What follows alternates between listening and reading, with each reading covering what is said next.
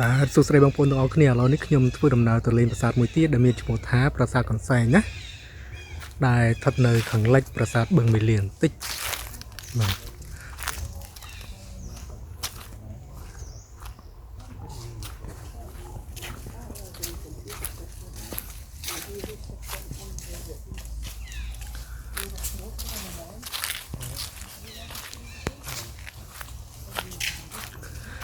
តាមដែលខ្ញុំមើលនៅក្នុង Google Map ប្រាសាទកន្សែងហ្នឹងដូចជាធំសាលាឬមួយក៏ជាសាលាសនៈក្នុងចំណោមសាលាសនៈទាំង121ណាបងប្អូន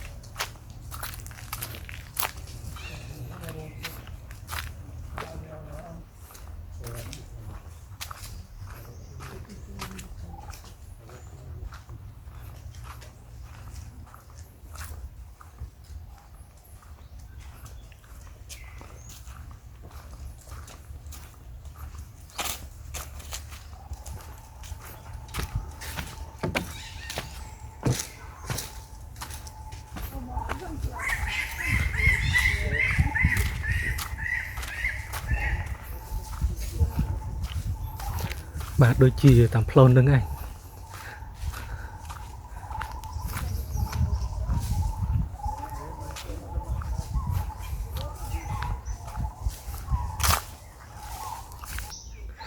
ខាងនេះផ្លូវចូលពីជំនាញខាងលិចណាបងប្អូនប្រាសាទបឹងមេលាណាប៉ុន្តែប្រាសាទកន្សែងហ្នឹងគឺនៅខាងលិចហ្នឹងខ្ញុំត្រូវធ្វើដំណើរតាមផ្លូវហ្នឹងទៅណាបងប្អូន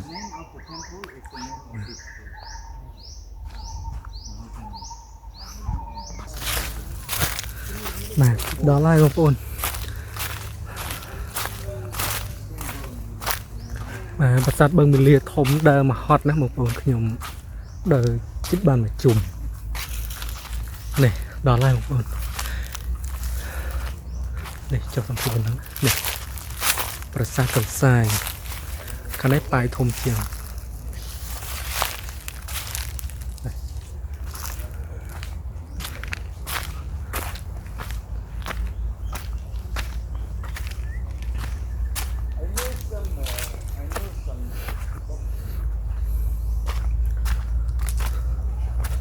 អូនេះស្រះទឹកណាបាទខាងនេះក៏ស្រះទឹកដែរ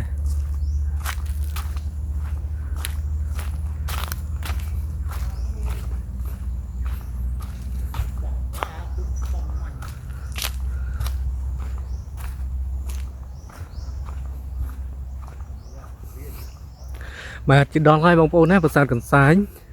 អូត្រូវហើយបងប្អូនណាធំសាលាឬមួយក៏សាលាសំណាក់មែននេះព្រោះអីប្រាសាទដូនច័ន្ទនឹងគឺជាមន្ទីរពេទ្យហើយអញ្ចឹងពីមន្ទីរពេទ្យគឺត្រូវតែមានធំសាលាឬមួយក៏សាលាសំណាក់នៅក្បែរនឹងណាក្បែរគ្នាបាទនេះអញ្ចឹងខ្ញុំរកឃើញធំសាលាចំនួន5ហើយណាបងប្អូននៅខាងបឹងមេលា2នៅខាងខ្វាវ1ហើយនៅម្ដុំក្រុងអង្គរ2ទៀតណាបាទជាមួយខ្ញុំរាប់ពីព្រោះណាខ្ញុំរាប់ពីប្រាសាទសំពៅបាទនឹងគឺសាលាសំណាក់1ហើយទី2គឺប្រាសាទព្រះផ្ទោណាហើយទី3គឺប្រាសាទកន្សែងទី4ប្រាសាទទប់ជ័យតូចទី5ប្រាសាទតាអិនបងប្អូនណានៅខាងខ្វាវខ្ញុំរកឃើញ5ប្រាសាទហ្នឹងណាធំសាលាឬមួយក៏ជាសាលាសំណាក់បើមន្ទីរពេទ្យគឺខ្ញុំរកឃើញច្រើន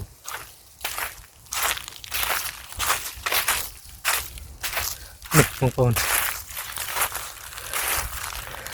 បងប្អូនចាំចំណាំមើលទៅឲ្យតែមានមន្ទីរពេទ្យហើយ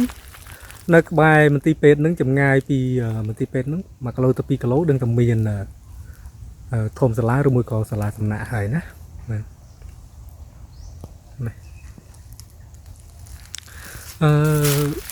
មានសភាពបាក់បេទទ្រោមខ្លាំងមែនទែនណាបងប្អូន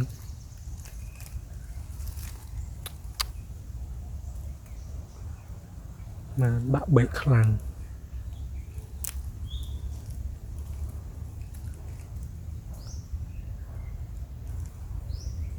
តាមសំណងប្រាសាទនឹងគឺកសាងនៅក្នុងរាជរបស់ព្រះបាទជ័យវរ្ម័នទី7ទេបងប្អូនណានៅចុងសតវត្សទី12ទោះបីជាប្រាសាទនេះស្ថិតនៅក្នុងបរិវេណប្រាសាទបឹងមាលាមែនប៉ុន្តែកសាងនៅក្នុងរាជរបស់ព្រះបាទជ័យវរ្ម័នទី7ទេណាអាមានកសាងនៅក្នុងរាជរបស់ព្រះបាទសូរ្យវរ្ម័នទី2ទេណាបងប្អូនប្រាសាទនឹងគឺកសាងនៅចន្លោះឆ្នាំ1181ដល់ឆ្នាំ1220នៃគ្រិស្តសករាជណាកសាងនៅចន្លោះឆ្នាំនឹង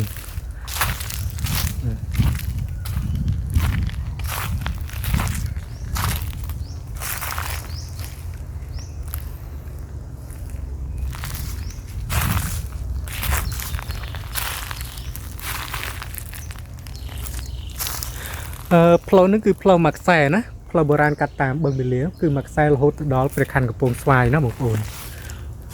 នៅតាមផ្លូវនេះគឺមានមន្ទីរពេទ្យមានសាលាសំណាក់ឬមួយក៏ធំសាលាច្រើននៅតាមផ្លូវចម្ងាយពីគ្នាប្រមាណជា15គីឡូទៅ16គីឡូម៉ែត្រណាត្រឹមត្រូវហើយបងប្អូនណាពីសាលាសំណាក់នឹងដែលមានឈ្មោះថាប្រាសាទកន្សែងនឹង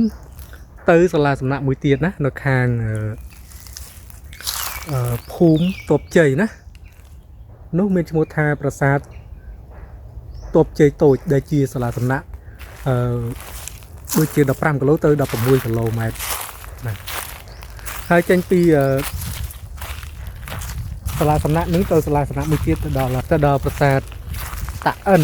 នៅខាងខ្វៅនឹងដូចជាមានចម្ងាយ16គីឡូម៉ែត្រទៀតបាទត្រូវនឹងឯកសារគេសរសេរទៅបច្ចុប្បន្នហ្នឹងណាបងប្អូនហត់ហើយបងប្អូនហត់ហើយប្រមាណប្រាសាទ8ប្រាសាទហ្នឹងថ្ងៃហ្នឹងគឺបញ្ចប់ត្រឹមប្រាសាទហ្នឹងឯងបងប្អូននៅខាងទឹកដីបឹងមាលាចប់ថ្ងៃហ្នឹងឯង3ថ្ងៃបានដើរតាមប្រាសាទនៅតំបន់បឹងមាលាហ្នឹងអស់ជាង20ប្រាសាទ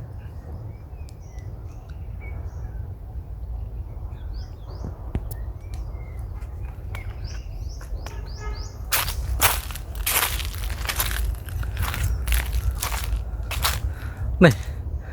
ខាងនេះគឺបងអួចទេបងប្អូនបងអួចខ្ញុំស្មានតែ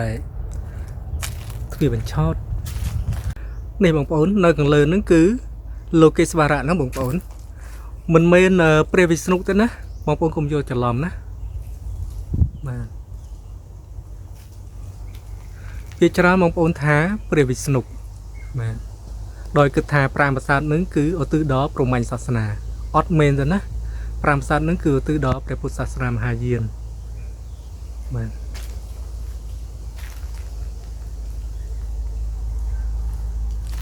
នេះញាតិក្បាច់ហ្នឹងគឺស្អាតមែនទែនណាគ្រាន់តែកន្លែងខ្លះគឺរបេះធ្លាក់ក្រមអស់ខ្លះណាហើយនេះកន្លែងហ្នឹងគឺស្នាម10បំផ្លាញចូលណានៅសម័យប្រតិកម្មសាសនារូបហ្នឹងគឺរូបព្រះពុទ្ធដាប់ច្រើនកន្លែងហ្នឹងក៏ដាប់ដែរបាទថ្ងៃហ្នឹងមាន5ប្រាសាទឲ្យបងប្អូនទស្សនា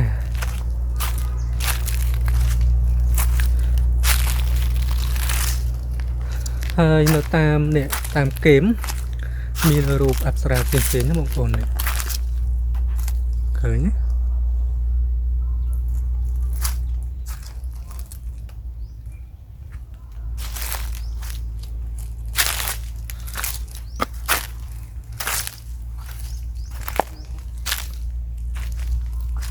នេះខាងនេះគឺទ្វារចំហៀងខាងលិចណាទៅខាងលើគឺរូបលោកេស្វរៈបងប្អូនណាឃើញទេ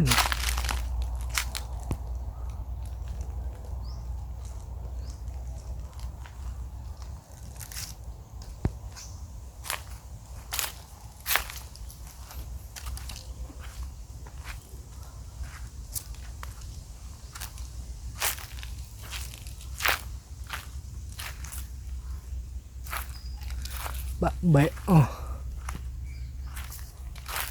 ដល់ពេលនៅជំហានខាងណានេះទ្វារបញ្ឆោតបងប្អូននេះ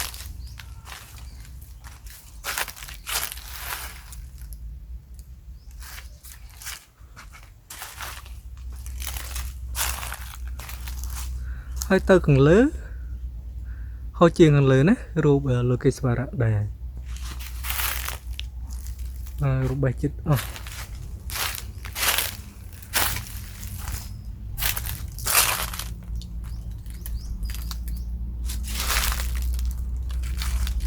បាទចម្លាក់នឹងគឺនៅស្អាតណាស់បងប្អូននេះ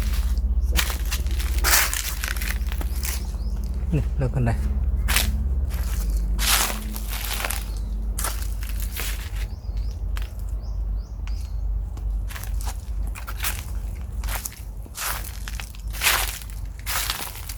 នៅស្អាត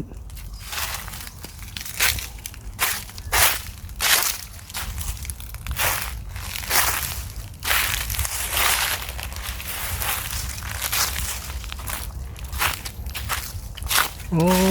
ទៅខាងត្បូងវាស្រែទៅខាងត្បូងវាស្រែ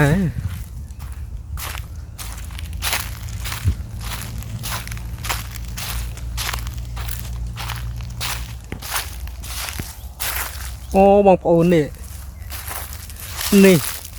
បងប្អូនកូនមកឈូងនេះ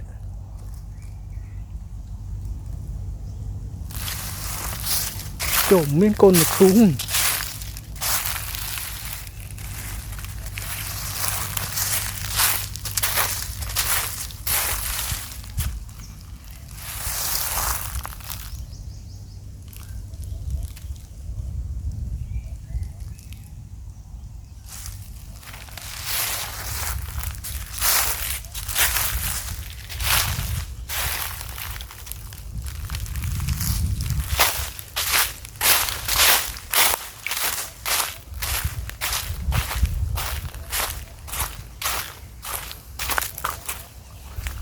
កូននេះភូមិ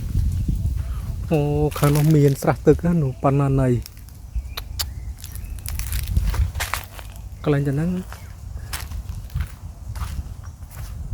អូកន្លែងទៅហ្នឹងស្រះទឹកដែរណា